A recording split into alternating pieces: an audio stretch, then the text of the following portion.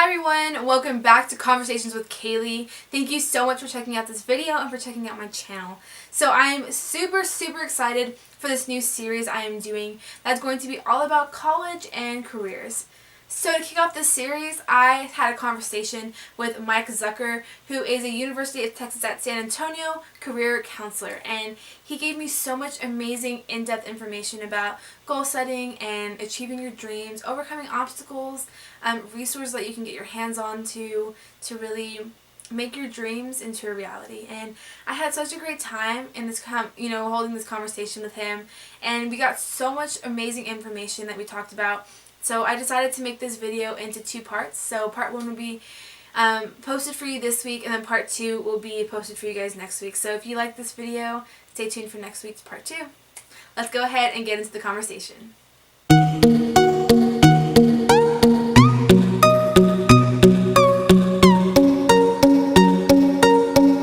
So I'm here today with Mike Zucker, who is the career counselor for UTSA. So could you give us a little just background on what you do and kind of like your job experience in the field?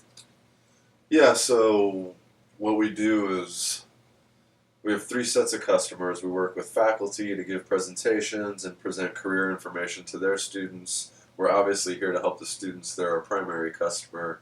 We serve them based on funds that have been garnered from their tuition dollars. And lastly, we serve employers that want to hire UTSA students and alumni. In the ways we serve them, it's pretty extensive, everything from resume writing to career planning to career exploration to networking assistance to interview assistance to professional presentation to online portfolios. There's a myriad of ways we can help students. It's pretty extensive. I think it's based on what each student needs. It's more of a case-by-case issue. As for my experience in the field, I graduated from UTSA in '01 with a degree in psychology. Like many college students across our country, I wasn't quite sure what I wanted to do with it. So after flailing about with my job search, I took some time to develop a strong sense of direction. And based on my personal experiences in my past, I knew I wanted to work in a capacity to help young people make the most of the opportunity that is getting an education. So I decided to pursue a career related to school counseling. As I was pursuing my graduate degree, I got a graduate assistantship here in the Career Center, and they asked me to stick around, and 12 years later, they can't get rid of me. In addition to my work here in higher education, I also have worked with a nonprofit organization called More Than Champion Sports. That's a basketball organization and team that's designed to help character development in fatherless youth in underrepresented communities. I've also been a youth group advisor for the last 7 years. In addition, I was a volunteer basketball coach for the last 8 years. So, needless to say, I have a passion for working with and helping young people. Oh, that's really amazing. So you've pretty much done it all, kind of. Yeah, with more to come. More to come, hopefully. So when somebody or like a student finds kind of like their goals and their dreams and what they want to do, what steps can they take to get there and reach their goals and kind of make that into a reality for them? So, there's, on the continuum of presenting concerns that students come in here with, some of them come in knowing this is the occupation I'm interested in, this is what I want to be a part of, how do I get there? So oftentimes for those individuals, it's all about getting experience and engaging within your field of interest. So it's about getting out in the community, doing volunteer work, approaching professionals that do similar work, asking for ways to assist. There's all types of professional organizations in the city for virtually every industry. Oftentimes they mentor college students or young professionals. That's another platform to get involved and engaged. In addition, most universities and colleges are working on developing mentorship programs. So there's ways you can tap into accessing a mentor to give you some guidance in terms of how you enter the field. Those are for the people that have a strong sense of direction and know directly what it is they're after. It's just more about engagement and getting experience. Then there's people who are testing the waters, trying to get a feel for what it is they want to do. So for those individuals, it's more about efforts and energy to get out and explore different possibilities. If it's just researching, reading about careers, watching videos about careers, or talking to people that have done those careers, which is a well-known career exploration tool called informational interviewing. I would encourage any student to consider doing some. Approach professionals. Any career center can help you conduct those steps. To the individual that's completely lost, says my parents told me I have to get a college degree, what do I need to do? There's several steps that we'd walk you through and help you with. Just to attempt to oversimplify those. The first one is self-assessment. It's important that you start by knowing very much about yourself. So we have all types of self-assessment tools and activities to help you learn about. There's 4 specific areas that you need to know about yourself well in order to make a well-informed career decision. Those 4 areas are your VIPs, your values. Do you like helping people? Do you like reputation? Do you like prestige? Do you like salary? Do you like earnings? Do you like creativity? Do you like work-life balance? What are your values? Your interests. Do you like building things? Do you like talking to people? Do you like helping others? Do you like creating, drawing? Do you like leading, motivating, and delegating? Your interest can influence. Last, your personality. Personality is a very influential factor regarding career choice and fit. For instance, some people like interacting with others, talking, being in groups, participating. Others like thinking, working with data, working more by themselves. Personality preferences. And lastly, skills. Skills are a big issue. What happens is students come in thinking they want to be a doctor and a lawyer, and they're not good writers and they're not good mathematicians. Obviously, there's a disconnect regarding skills. So a very important first step of the process is knowing yourself well. Self-assessment is the starting point. Again, any college or university you attend has all kinds of self-assessment tools that can help you get that ball rolling.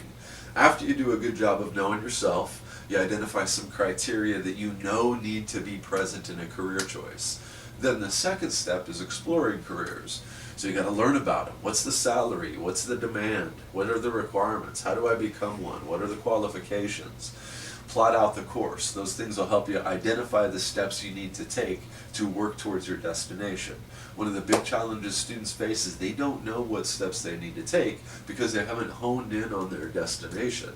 So they can't articulate why it is they're coming to college, which is okay, but you have to be willing to put forth the effort and energy to answer that question.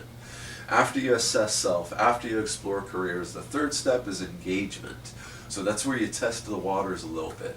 You go get an internship, you go volunteer, you go take on a mentorship opportunity, you help a professor with some research. There's all type of ways you can engage and test drive the field a little bit. Then from there, we help you get your resume ready, get you geared up for interviews, and start connecting with employers. And that's just a quick overview. Well, I shouldn't use the word quick. So I know you said, like, obviously, like, colleges have a bunch of resources for students and, like, the Career Center and things like that. So obviously that's something really beneficial for students to kind of take advantage of. So can you just kind of say a little bit more about, you know, what exactly the Career Center can do for students in terms of just following their dreams? Yeah, so first of all, as it relates to the idea of following the dreams, young people are put in a very interesting position. So at 18, 19 years old, you're tasked with making these significant life-altering decisions, and oftentimes we simply don't have enough information. So that creates a ton of anxiety with students. That is, I just don't know about what's out there to make a well-informed decision right now. So students, unfortunately, are put in a position where they don't always have an outlet to chase their dreams. If I want to be a painter, if I want to be a sculptor, if I want to be a graphic designer, which is much more applicable. There's not always a tangible linear path that'll get you there. So you have to make the decision that is, do I keep my interest as a hobby or an outlet and pursue something that's a more tangible, realistic career path? Not that I'm encouraging anyone to compromise their quote-unquote dreams, but it's a reality. Sometimes the dreams don't have a tangible path for you to walk down. So the first thing to do is develop some realistic expectations and get a feel for the prospective challenges as it relates to you having an outlet to pursue your dreams. All kinds of ways we can help you do that. With goal setting, I just want to share a quick acronym with you. Sorry for ranting on. So when you get ready to set your goals, one of the big problems that students have is they come in here and we say, what's your goal? My goal is to get a degree and get a good job, right? Well, any literature you come across with goal setting, there's a couple things that are pertinent with your goals. And there's an acronym called SMART goals. So let's go over what SMART goals means. The S stands for specific. You got to be specific. So if it goes from get a job, get a degree and get a job to complete 15 hours my first semester with a 3.5 GPA while creating 2 good relationships with professors, you can see how your goals drastically change, right? So specific. M stands for measurable. So you got to have an indicator that gives you some reinforcement that you're taking steps to work towards those goals. A stands for attainable. Excuse me, sorry, allergy season. A stands for attainable, got to make sure they're realistically attainable. R stands for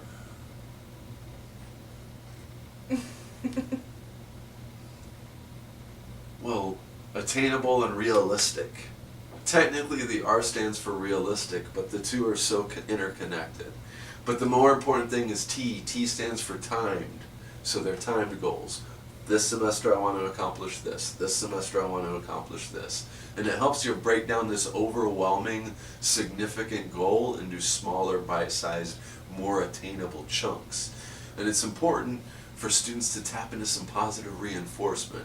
One of the things that happens is anxiety spikes because they're uncertain. Then what they do is don't take effort to figure it out, so the anxiety increases. Whereas you can become more confident if you simply execute one step each semester to get out of your comfort zone and explore or connect with your career interests. Whatever career center you attend can help you with all that stuff. So I know you said like getting out of your comfort zone. What are some ways that students can kind of find themselves getting out of their comfort zones? Excellent question. So there's all kinds of opportunities. I think that's more connected with opportunities that students can access. When you get on any campus, there's a ton of student organizations. Most college campuses will have an involvement fair within the first 2 weeks of the semester, and it'll be broadcast across campus. That's where all the student organizations that do great work on campus are available, so students can learn what ways are available to get involved. Most career tracks or industries have a student organization that's designed for students that want to get involved with that field. That's one way to just connect, get out of your comfort zone, take on a leadership position, so on and so forth. Another one is volunteerism out in your community. When I was going through my troubles as a job seeker, my volunteerism was extremely significant for so many reasons. It helps you network, it helps you build your resume, and it helps you figure out what you want to do, what you're a good fit for. So getting some good volunteerism under your belt. Most campuses will have an organization designed to community enhancement and involvement. United Way at satx.org, great listing of volunteer opportunities. Volunteermatch.org, just go in and play around with San Antonio. There's all types of great ways. An example, if anyone's considering being an accountant or something related to finance, there's an opportunity to help with income tax assistance for underrepresented communities through Volunteer Match and United Way. It's a great program. Just an example of one of many ways you can get out and do some stuff to enhance your career development. Lastly, a lot of students are uncomfortable with communication. Well, that's challenging because all the feedback we get from employers is communication is the #1 skill they're looking for in recent graduates. So if you're concerned with your communication skills, and that represents you stepping out of your comfort zone, Toastmasters. There's a group called Toastmasters on every campus, and they focus on helping, assisting, training, and not judging with public speaking exercises when the group gets together. It's a really good opportunity. So student organization involvement, volunteerism out in the community, Toastmasters to hone in on your communication skills, working with a professor to help them with research, all types of ways you can get out of your comfort zone. Come in and see us. Oftentimes just asking questions is a good starting point for getting out of your comfort zone. Good question. So let's say a student is going through something major in their life, whether it's personal or health-wise, anything like that, or even if they've made some unwise decisions or whatever and they've kind of got off track from their goals and dreams, how can they kind of get back on track and take steps to kind of push forward and get towards their goal? Okay, excellent question. So there's bunch of directions we can go with the response to that. The first thing I would encourage you to do is consider the concept of grit. So resilience and persistence. Basically, the more resilient and persistent and gritty you are, the less deterred by obstacles you will become. There's this professor out of Harvard, I believe, her name's Angela Duckworth. She wrote a book called Grit. She's done a lot of research regarding what resilience constitutes and what it looks like. So the first thing I would encourage someone who's having some struggles and trying to get back up on the horse to pursue their dreams is to consider their own grit or resilience. If it's lacking, what can we do to build or enhance it? Secondarily, all types of resources are going to be available to any student on any college campus. If I could just point to one resource related to getting back on track and coping and juggling with familial or other stressors, this is a resource we give to students. Let's talk about it, and it goes over all the ways that the counseling center on campus can assist students.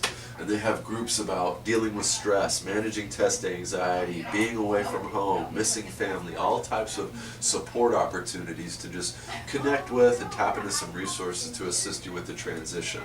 If you find that your studies become difficult, all universities have tutoring and supplemental instruction and all types of ways you can get back up to speed with your academic skills.